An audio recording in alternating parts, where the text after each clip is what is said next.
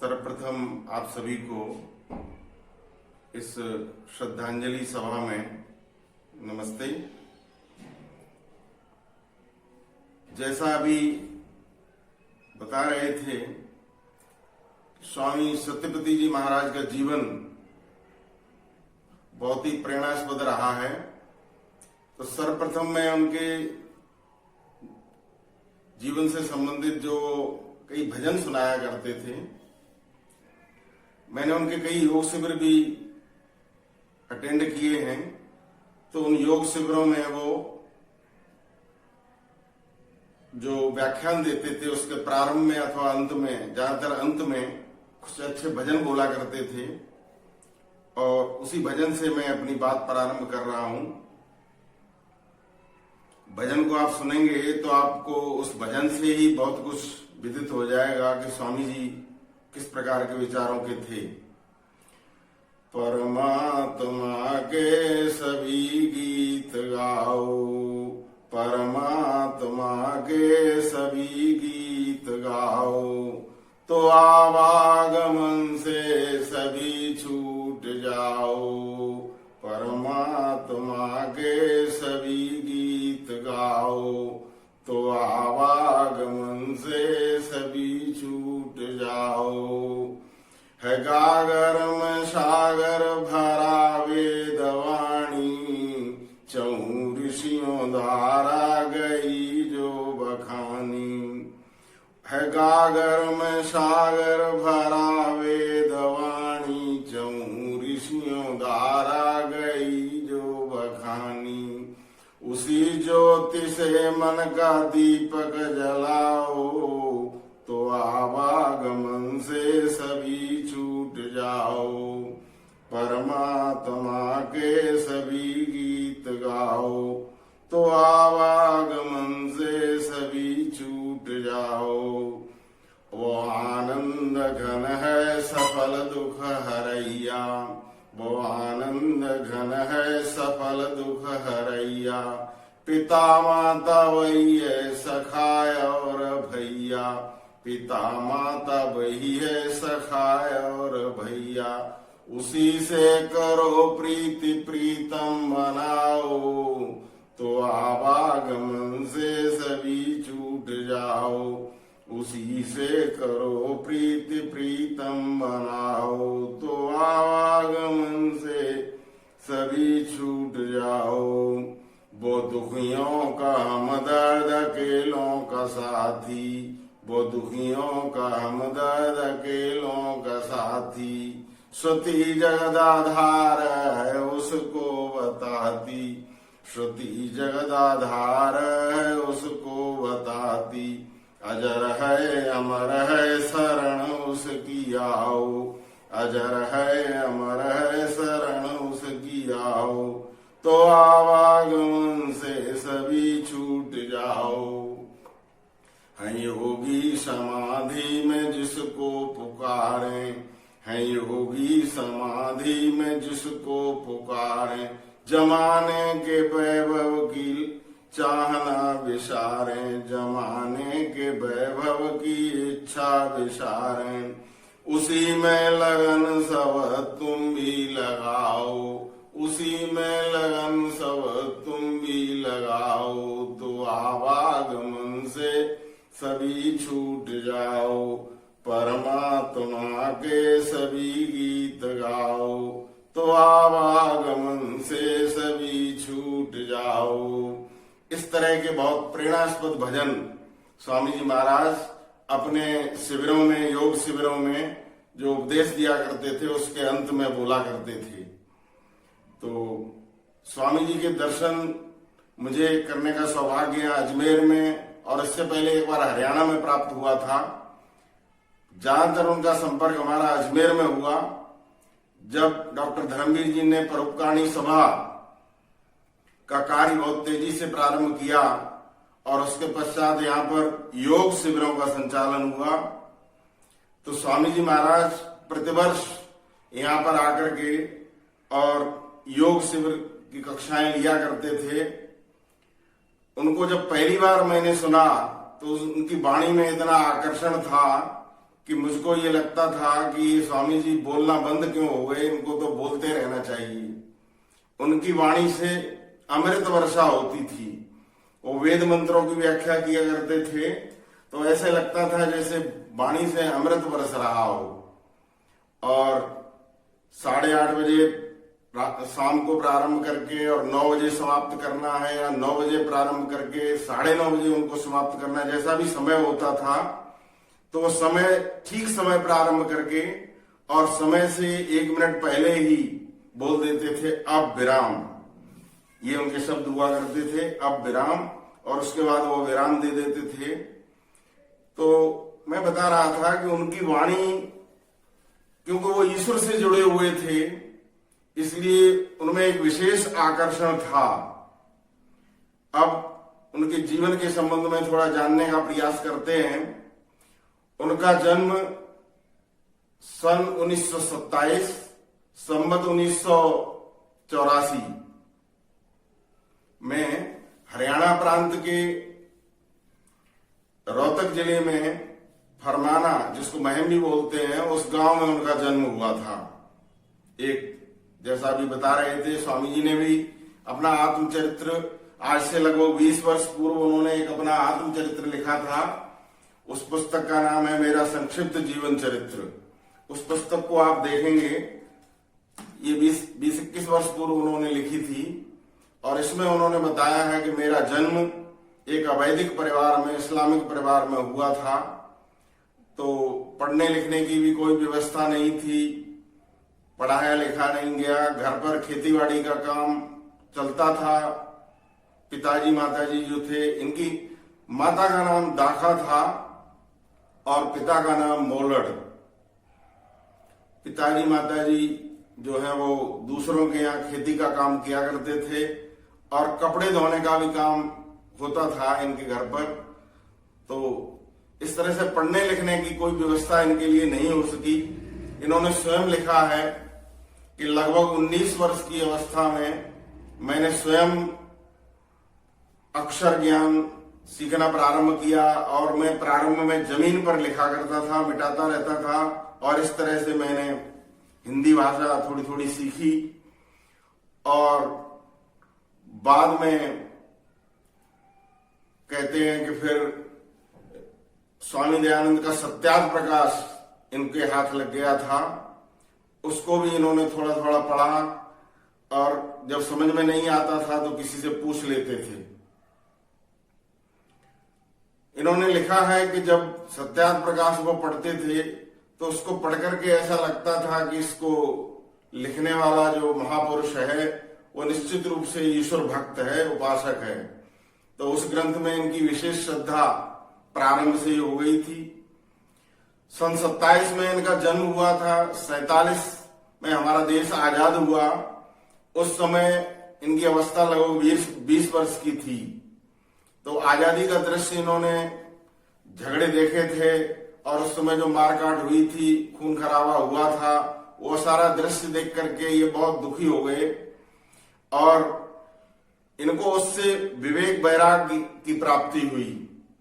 इन्होंने स्वयं लिखा है कि मैं चिंतन किया करता था, प्रश्नों के उत्तर स्वयं खोजता था कि क्या ये जीवन अमर है, क्या ये शरीर अमर है, क्या सभी लोग इसी तरह से बने रहेंगे, क्या ये दृश्यमान संसार जो दिख रहा है क्या इसी तरह से हमेशा बना रहेगा। और फिर उनके उत्तर भी वो स्वयं निकालते थे कि नहीं, आज तक तो कोई इस तरह से रह नहीं पाया है, निश्चित रूप से हर एक की मृत्यु होनी है। तो उससे इसलिए इनको जीवन से वैराग्य भी हुआ, विवेक भी हुआ। इन्होंने स्वयं लिखा है कि उससे पहले मेरी इंद्रियों के भोगों में भी थोड़ी प्रवृत्ति थी, लेकिन जब वैराग्य की प्राप्ति हुई तो फिर मुझे भोगों से पूरी तरह निवृत्ति हो गई, और समाधि के लिए इन्होंने फिर प्रयास किया। इन्होंने जो जीवन से संबंधित प्रश्न होते हैं, ईश्वर, जीव और प्रकृति, उसके बारे में भी, उसके विषय में भी स्वयं प्रारंभ के दिनों में खोज करते रहे। इनके गांव में एक अध्यापक शास्त्री जी थे, सुखदेव शास्त्री उनका नाम था। वो सोनीपत के रहने वाले थे। उन्होंने इनको गुरुकुल झज्जर के विषय में बताया, सत्यार्थ प्रकाश के विषय में बताया। और स्वामी सत्यपति जी महाराज का बचपन का जो नाम था वो मुंशी था। तो जो शास्त्री सुखदेव जी शास्त्री जो इनको मिले, उन्होंने इनका नाम ब्रह्मचारी मनुदेव रख दिया और इनसे कहा कि आप गुरुकुल झज्जर जाएं और वहां पर विद्याध्ययन करें, आपकी सभी शंकाओं का समाधान वहां पर हो जाएगा। इस तरह से फिर ये इधर उधर जहां जहां दूसरे महापुरुषों से संपर्क हुआ, उनसे कुछ सीखते हुए बाद में ये गुरुकुल झज्जर में पहुंचते हैं। मेरे पास इनकी एक पुस्तक है योग दर्शन, जो इन्होंने योग पर बहुत बड़ी पुस्तक लिखी है। उसमें इनका संक्षिप्त जीवन लिखा हुआ है, थोड़ा सा मैं पढ़ के सुना देता हूं। पूज्य स्वामी सत्यपति जी परिवाराजक का जन्म विक्रमी संवत 1984 सन 1927 में ग्राम फरमाना, जिला रोहतक, हरियाणा प्रांत के इस्लाम मतानुयायी परिवार में हुआ था। आपका 19 वर्ष तक का समय गाय आदि पशु चराने तथा कृषि कार्य करने में व्यतीत हुआ। सन 1947 के विभाजन की हिंसक घटनाओं को देखकर विवेक, वैराग्य और समाधि की प्राप्ति हुई। कालांतर में हिंदू मत स्वीकार करके नया नाम मनुदेव रख लिया। 22 वर्ष की अवस्था में गुरुकुल झज्जर में प्रवेश लिया तथा वैदिक वांग्मय का अध्ययन करके व्याकरणाचार्य, दर्शनाचार्य, वेद वाचस्पति आदि उपाधियां प्राप्त की। 1970 में स्वामी ब्रह्ममुनि जी परिव्राजक से ब्रह्मचर्य आश्रम से सीधे संन्यास की दीक्षा ली। और इस पुस्तक में ये लगभग 20 वर्ष पहले ये पुस्तक छपी थी। इसमें लिखा है पिछले 40 वर्षों से निरंतर आप देश भर में भ्रमण करते हुए, तो अब 40 नहीं, आज के इस समय में हम देखेंगे तो पिछले 60 वर्ष से अधिक समय हो चुका है। 60 वर्ष से भी अधिक समय से निरंतर आप देश भर में भ्रमण करते हुए वैदिक धर्म संस्कृति का प्रचार प्रसार कर रहे हैं।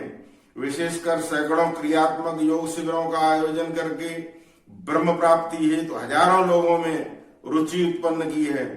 योग मीमांसा, सरल योग से साक्षात्कार, योग दर्शन जो हमारे हाथ में है, इसका भाष्य इन्होंने किया। योगार्थ प्रकाश के नाम से भी जाना जाता है। ये आदि आध्यात्मिक ग्रंथों की आपने रचना की है। त्यागी, तपस्वी, वैराग्यवान, पठित युवा दार्शनिक विद्वानों के निर्माण और उनको आर्थिक सहयोग करने हेतु दर्शन योग महाविद्यालय, विश्व कल्याणार्थ धर्मार्थ न्यास, आर्ष गुरुकुल सुंदरपुर, ये हरियाणा में रोहतक के पास इन्होंने गुरुकुल की स्थापना की। आर्ष गुरुकुल सुंदरपुर जैसे आदर्श संस्थानों की स्थापना की। सेवा, साधना और स्वाध्याय के माध्यम से गृहस्थ कार्यों से निवृत्त प्रौढ़ धार्मिक सज्जनों के लिए वानप्रस्थ साधक आश्रम की स्थापना गुजरात में रोजड़ में की इन्होंने। आप वैदिक धर्म के प्रचारार्थ मॉरिशस, ऑस्ट्रेलिया देशों में भी गए। सन 1999 में आपका आर्यवन रोजड़ में देश विदेश के आर्यों ने 51 लाख से अधिक रुपयों की राशि से अभूतपूर्व सार्वजनिक सम्मान किया था। 51 लाख से अधिक रुपयों की राशि से इनका अभूतपूर्व सार्वजनिक सम्मान किया था। और उस राशि को आपने वानप्रस्थ साधक आश्रम को प्रदान कर दिया। ईश्वर से प्रार्थना है कि आप स्वस्थ रहते हुए, तो इस तरह से इनके स्वस्थ रहने की कामना अंत में इसमें की गई है। तो मैं बता रहा था कि स्वामी जी ने इस तरह से गुरुकुल झज्जर में लगभग 12 वर्ष रह करके और उसके पश्चात ब्रह्मचारी वेदवत मीमांसक जो कि इस समय स्वामी ब्रह्मानंद जी के नाम से दक्षिण में जाने जाते हैं, उनसे भी इनका संपर्क हुआ। उनको कुछ इन्होंने योग की दीक्षा दी और उनके साथ साथ इन्होंने मॉरिशस की भी यात्रा की थी और वहां कहते हैं प्रचार के लिए गए थे। बहुत समय तक रुकना चाहते थे, लेकिन कई बाधाओं के कारण वहां अधिक समय तक रहना नहीं हुआ। बाद में स्वामी जी फिर अजमेर में भी आए। यहाँ पर पंडित युधिष्ठिर मीमांसक से उन्होंने मीमांसा दर्शन का अध्ययन किया। और कहते हैं कि एक बार स्वामी जी हरिद्वार की तरफ गए थे, तो वहां पर इन्होंने बहुत से पाखंड आदि देखे, तो उसको देख करके भी इनको विरक्ति हुई और उन्होंने कहा कि विद्या का प्रचार करना चाहिए। उसी विद्या के प्रचार की दृष्टि से इन्होंने शास्त्रों का और अन्य ग्रंथों का, वेद आदि ग्रंथों का अध्ययन किया और विचार बनाया कि इस तरह से अविद्या के नाश के लिए हम संसार के उपकार के लिए कुछ करेंगे। और फिर स्वामी जी बाद में अपने कार्य क्षेत्र में उतर गए। सन 1986 के आसपास इन्होंने रोजड़ में दर्शन योग महाविद्यालय और इसकी वानप्रस्थ साधक आश्रम की स्थापना की। दर्शन योग महाविद्यालय में दर्शनों का अध्ययन कराया जाता है। इसी तरह से जो उन्होंने स्थापना की वानप्रस्थ साधक आश्रम में, उसमें कोई भी गृहस्थी वानप्रस्थी जाकर के वहां साधना कर सकता है, सीख सकता है।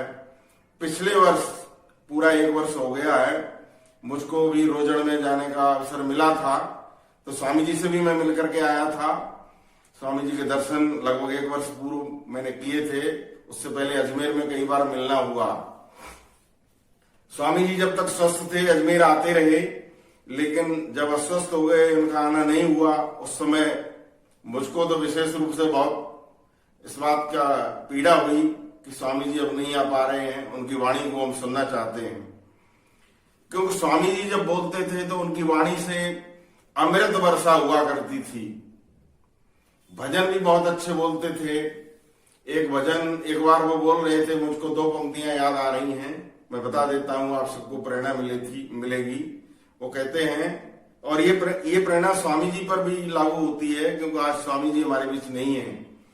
तो वो कहा करते थे कि जो जगाने आए थे, वो कहते थे, जो जगाने आए थे वे तो जगा कर चल दिए, कोई गोली खाकर चल दिए, कोई विष को पीकर चल दिए। जो जगाने आए थे वे तो जगा कर चल दिए, कोई गोली खाकर चल दिए, कोई विष को पीकर चल दिए। गुप्त वेदों का खजाना था लुटा कर चल दिए, गुप्त वेदों का खजाना था लुटा कर चल दिए। स्वामी सत्यपति जी महाराज भी उसी तरह के सन्यासी थे। गुप्त वेदों का खजाना और योग का खजाना जो उनके पास था, वो इन्होंने लुटाया जीवन भर। स्वामी जी से एक बार मैंने अजमेर में ही सुना था, वो कहते थे कि मैं चाहता हूं, मेरी प्रबल इच्छा है कि मेरे जैसे अनेक लोग यहाँ पर हमारी इस श्रृंखला में निकलें और सभी लोग इसी तरह के प्रचारक हों, अविद्या का नाश हो और विद्या की वृद्धि हो। इसीलिए उन्होंने रोजड़ में और अन्य अन्य जगह पर इस तरह की संस्थाओं की स्थापना की और जगह जगह जाया करते थे। आपने सुना होगा कि ईश्वर के विषय में बहुत से लोग बोलते हैं, बहुत से लोग लिखते हैं, लेकिन ये महापुरुष स्वामी सत्यपति जी महाराज ऐसे महापुरुष थे जिन्होंने ईश्वर का साक्षात्कार किया था। यम नियम आसन प्राणायाम से, जो महर्षि पतंजलि ने लिखा है, यम नियम आसन प्राणायाम प्रत्याहार धारणा ध्यान समाधि। तो आज हम लोग ऐसा सोचते हैं कि समाधि कैसे प्राप्त की जाएगी। स्वामी सत्यपति जी महाराज प्रत्यक्ष उदाहरण हैं, और वो उनको इतनी सिद्धि इतनी प्राप्त थी, इतना उनका अभ्यास था, इतना प्रबल वैराग्य था कि वो आंखें खोल करके भी, कान खोल करके भी समाधि लगा लेते थे। वो कहते थे कि मन तो जड़ वस्तु है, इसको जैसे कोई किसी ने डाली पकड़ रखी है और वो कहेंगे डाली ने हमको पकड़ रखा है, पेड़ की डाली को आप पकड़ लें और आप कहेंगे इस डाली ने हमको पकड़ रखा है, तो ये मूर्खता ही होगी क्योंकि आपने पकड़ी हुई है। इसी तरह से मन पूरी तरह जड़ है और मन को चलाने वाले हम और आप हैं। तो स्वामी सत्यपति जी महाराज कहा करते थे कि जिस समय हम साधना में बैठते हैं उस समय मन पर पूरा नियंत्रण रखें, पूरा दृढ़ संकल्प के साथ बैठें कि हम मन में ईश्वर के अलावा कोई विषय उठने ही नहीं देंगे। केवल और केवल ईश्वर का विषय उठेगा, क्योंकि हम ईश्वर की उपासना में बैठते हैं और संसार के विषय चलते रहते हैं। आप संध्या उपासना करते हैं, संध्या के मंत्रों को बोलते हैं, कोई लाभ नहीं है उसका जब तक आपका मन उस तरह से नहीं लगता। तो स्वामी जी ईश्वर की उपासना का अभ्यास कराया करते थे, क्रियात्मक योगाभ्यास की कक्षाएं लिया करते थे। ईश्वर के जो गुण हैं उनको, जैसे ईश्वर का गुण है सच्चिदानंद, तो सच्चिदानंद शब्द बोल दिया, अब इसके अर्थ पर विचार करो। ईश्वर का एक गुण है सर्वव्यापक, अब ईश्वर का एक गुण आपने सर्वव्यापक बोल दिया, तो इसके गुण के बारे में विचार करो कि वो सत्ता सर्वशक्तिमान और सब जगह व्याप्त हो रही है। ये जब आपकी समझ में ये बात आ जाएगी कि वो सत्ता सब जगह व्यापक है, तो सारी बुराइयां उसी दिन छूट जाएंगी। आज बुराइयां क्यों हो रही है समाज में? क्योंकि लोगों ने ईश्वर के सही स्वरूप को न तो समझा है और न कभी उपासना में उन्होंने उसको ग्रहण किया है। ईश्वर सर्वव्यापक है, सर्वशक्तिमान है, न्यायकारी है, दयालु है, ये जो गुण है वो कहते हैं एक गुण आपने बोल दिया, जैसे आपने बोला कि न्यायकारी। अब इस पर 2 मिनट मौन होकर के चिंतन करो, क्या हम 24 घंटे दिनचर्या में न्यायपूर्वक अपना बर्ताव कर रहे हैं? हमने बोला कि दयालु, क्या हम दूसरों के प्रति दया और करुणा का भाव रखते हैं? तो इस तरह के ईश्वर के जितने भी गुण हैं जो वेद आदि शास्त्रों में बताए गए हैं, सपर्यगात शुक्रमकायम अब्रणवस्नाविर शुद्धम पाप विद्धम कब्र मनीषी परिभू स्वयंभू, ये जो मंत्र है इसमें जितने भी ईश्वर के गुण बताए हैं, स्वामी जी महाराज इस तरह के मंत्रों को, उपनिषदों के एक एक मंत्र को लेकर के शिविर में, और वो शुद्ध उच्चारण भी कराया करते थे, मंत्र को गा करके बोलना भी सिखाते थे, और एक एक मंत्र के एक एक शब्द की व्याख्या ऐसे करते थे कि जिससे सबका कल्याण हो। और वो ऐसा लगता था कि स्वामी जी की अमृत वाणी हम सुनते ही रहें। स्वामी जी ने उपासना को केवल उपासना काल तक नहीं रखा, वो कहा करते थे स्वामी जी महाराज के एक व्यवहार काल भी होता है। तो जिस समय हम 24 घंटे व्यवहार करते हैं उस समय भी हम सावधान रहें, ये देखते रहें कि हमसे कुछ गलती तो नहीं हो रही, क्योंकि परमपिता परमात्मा तो सर्वव्यापक है, सब जगह हमको देख रहा है। जब हम प्रार्थना में बोलते हैं तुमेव माता च पिता तुमेव बंधुश्च सखा तुमेव, और फिर उसी के सामने छुप करके हम कोई गलत कार्य करें तो ये संभव नहीं है। इसको स्वामी जी कहा करते थे व्यवहार काल में हम पूरी तरह सावधान रहें और उसकी उपासना करें। तो शिष्यों ने जो उनके वक्तव्य थे उनको एकत्रित किया है। एक ब्रह्मवेदा पुस्तक है, एक बृहद ब्रह्मवेदा है, उसमें योग शिविरों में जैसे जैसे स्वामी जी ने शिविर लगाए हैं उनका सारा वर्णन है, स्वामी जी ने क्या बोला, किसने क्या पूछा। तो ये पुस्तकें भी आप लोग यदि पढ़ेंगे तो आपको लगेगा कि हम स्वामी जी के योग शिविर आज भी योग शिविरों में सम्मिलित हो रहे हैं। इसी तरह से उन्होंने योग मीमांसा ईश्वर योग सरल योग से ईश्वर साक्षात्कार आदि जो ग्रंथ लिखे हैं उनको हम पढ़ें। और स्वामी जी की एक विशेषता और रही कि उन्होंने जिस तरह से स्वामी ओमानंद जी कहा करते थे कि हम चाहते हैं कि हम अपने जैसे 100 लोगों को तैयार कर दें, उन्होंने जीवन में करके दिखाया। उसी तरह से स्वामी सत्यपति जी महाराज भी स्वामी ओमानंद जी के ही शिष्य थे और इन्होंने भी 100 से अधिक साधु सन्यासी और ब्रह्मचारी अपने पीछे छोड़ करके गए हैं। एक बार मैं हरिद्वार में आर्यमान शास्त्र में गया था, तो वहां पर एक ब्रह्मचारी जी गुरुकुल से आए थे और उनका वक्तव्य सुना। तो मुझे ऐसा सुनकर के लगा कि स्वामी सत्यपति जी महाराज के शिष्य हैं। तो मैं बाद में उनसे पूछा कि आप स्वामी सत्यपति जी के शिष्य हैं क्या? तो उन्होंने कहा नहीं, मैं आचार्य सत्यजीत जी का शिष्य हूं। तो मैंने कहा बात तो वही हो गई। तो इस तरह से मैंने उनको पहचान लिया था। कहने का तात्पर्य यह है कि पूरे देश में इनके शिष्य आज ब्रह्मचारी के रूप में, वानप्रस्थी के रूप में, सन्यासी के रूप में धूम मचाए हुए हैं। तो आइए इस सन्यासी से हम प्रेरणा ग्रहण करें और यही उनको सच्ची श्रद्धांजलि होगी। ओम शम। बहुत ही कम शब्दों में अपने हृदय के उद्गार अभी हम नवीन जी से सुन रहे